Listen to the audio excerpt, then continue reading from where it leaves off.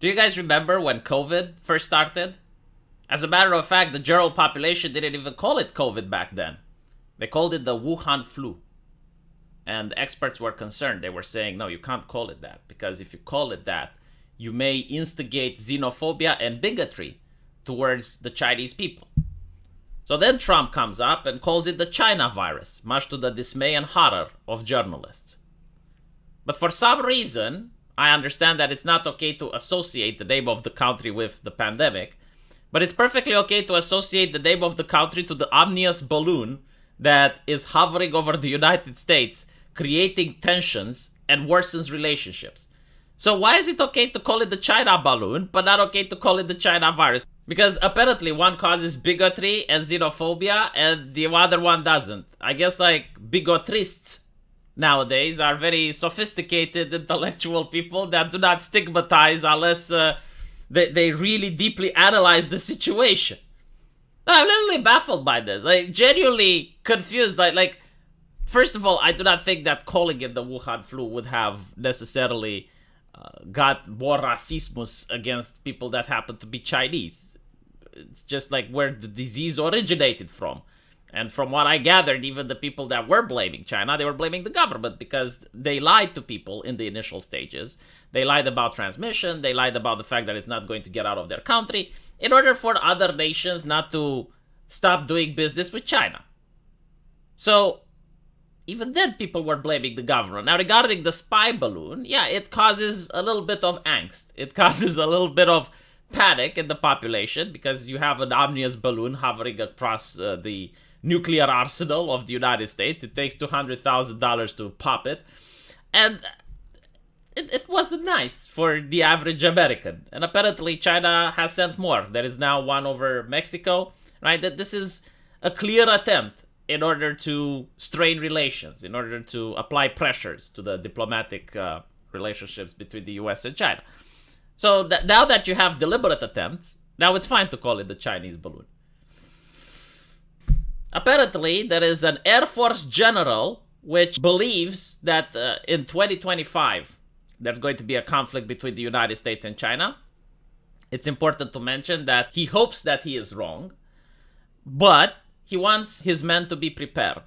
And he made a couple of interesting statements, one of them being that people should take their training seriously. If you're training and you're not doing it hard enough, then you're not training properly. He also said that in the case of a conflict, officers need to be prepared to fire a clip at a target and aim for the head. In other words, trying to get them into the mindset that, hey, you're here, you're a soldier, you may have to do this. Now, the reason he gave the date 2025 is that in 2024, there are presidential elections in the United States. And it is customary for people who follow geopolitics to notice that every single time there are presidential elections in the United States, many other nations will try to pull shit. Usually not major shit, but they pull shit nonetheless. So for example, Iran might move a couple of vessels into a position, or you may have China trying something bold. This is normal in international relationships because, believe it or not, the joke that America is the world police? Well, America is the top dog, and usually other nations are very wary of not pissing off the giant. But a moment to piss off the giant is definitely during the presidential election. So yes, in 2024, it could be possible that China would try something in Taiwan. Very unlikely, by the way, due to the fact that the Chinese economy is in shambles, that they had heavy losses with COVID. They're having civil unrest with the crackdowns on COVID. So with all of this in mind, it is unlikely that China is going to try something on Taiwan. However, what I believe that the letter is saying here is for people to be prepared.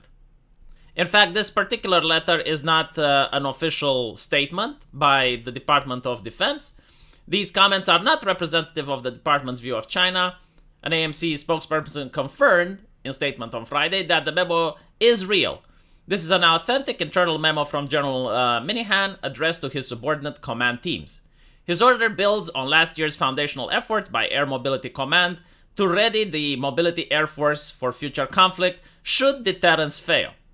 The Defense Department Press Secretary Brigadier General Patrick Ryder said in a statement, The National Defense Strategy makes clear that China is the pacing challenge for the Department of Defense, and our focus remains on working alongside allies and partners to preserve a peaceful, free, and open Indo-Pacific. So in other words, this letter itself may actually be a PR, an international PR statement in order to cause further deterrence. Like they're basically saying, well, it's not our position, in other words, prevents China from ramping up tensions. But it also like tries to tell China, because they are aware of the American press and they are aware of what's going on. It also tells China, hey, fuck around, find out. Like, if you guys want to try something in 2024, we're ready. Like, look, this general, had this memo leaked to the public. And he actually does tell his men, it's like, yes, if it happens, we're going in. And I do think that this is what this whole thing is about. It's basically a deterrent for China, a political deterrent at an international scale, if you will, to, number one, strengthen the commitment that the United States has towards defending Taiwan, and number two, to show that they are willing, if necessary, to even go to armed combat.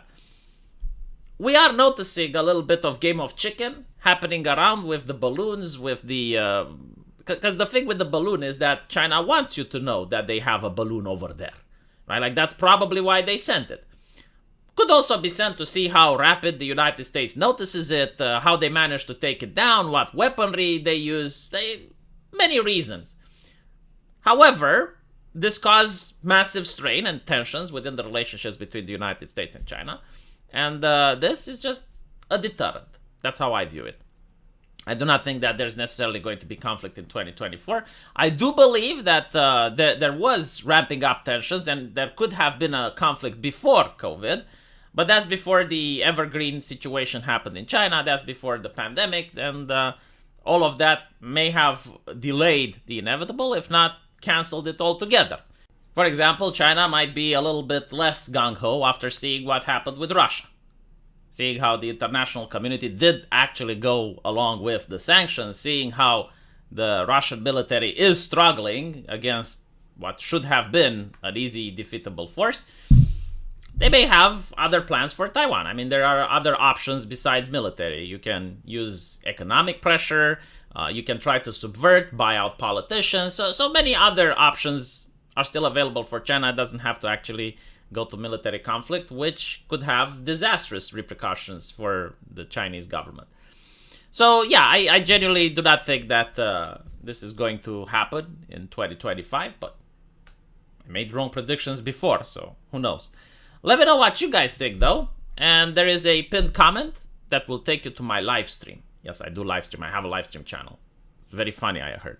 I'm entertaining there. So hopefully you guys will click on that link, and I will see you there. Take care.